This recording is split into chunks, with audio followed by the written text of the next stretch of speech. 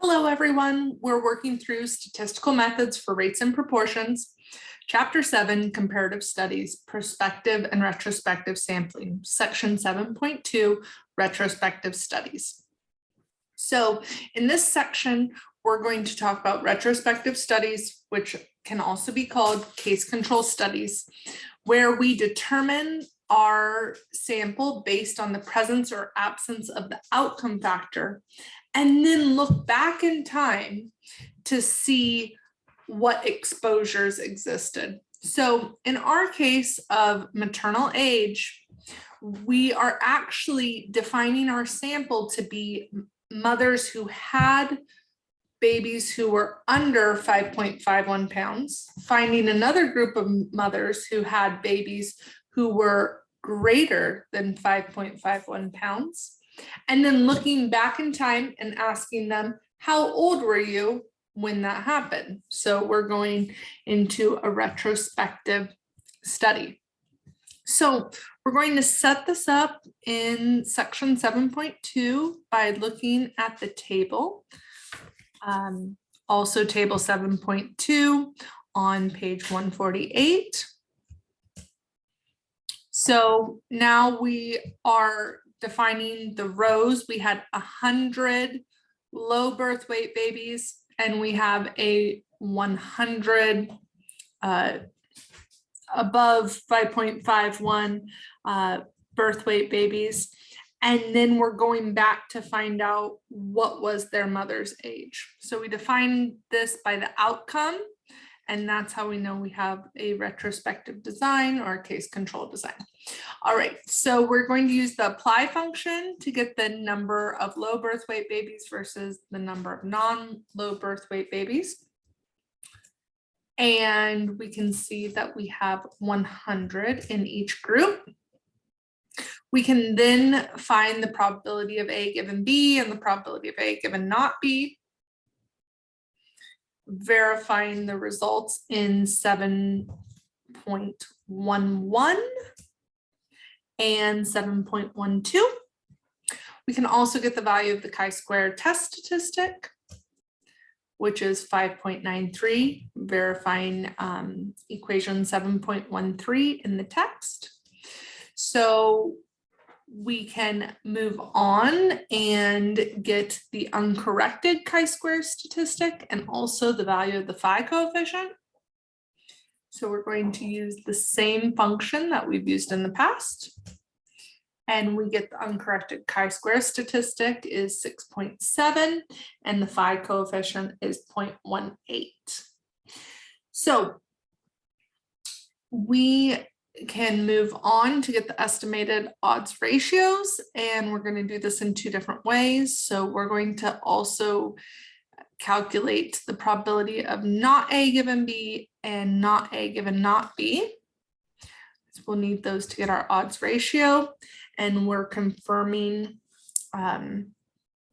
equation 7.17 in the text, and expression 7.19 gives us the value of 2.23.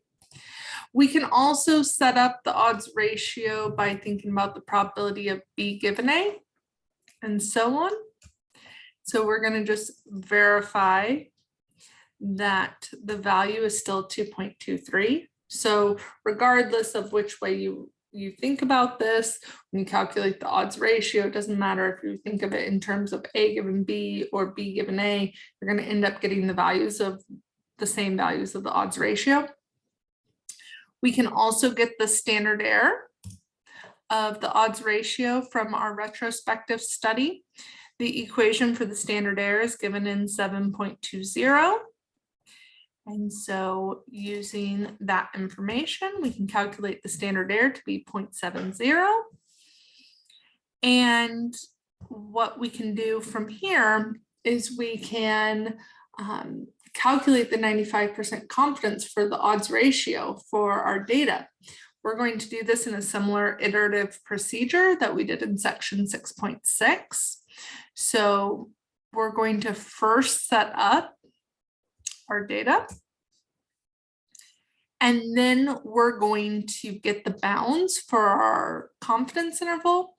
And remember that there was an entire process to where we first set f equal to 1, and then we keep doing this process until f gets very close to 0. And then we know that we've converged on the correct answer for the odds ratio. So using our same functions, we get the lower bound should be 1.16. And if we want, we can double check all the values for our last step. And we notice that we still get that chi-square value of 3.84. We get the the expected values of the cell counts, as well as all the individual values of A, B, W, F, T, U, and V. We can do the same thing to get the upper limit of the odds ratio. In this case, just remember that we're adding 1/2 to F instead of subtracting 1/2. That's because we're going for this upper limit. And when we do that, we can get the value of the upper limit by this iterative procedure. And now we get a value of 4.32. And plugging that in, we can just double check our work and make sure that chi-square value is still the same. And we have all the last values from this iterative procedure. So now this 95% confidence interval for the odds ratio is giving us the values that we believe it is on using a retrospective study. So make sure that you do the reading as well in section 7.2, because it gives you a bit more information and interpretations and details about what we do. And I hope you learned something today and you enjoy this section.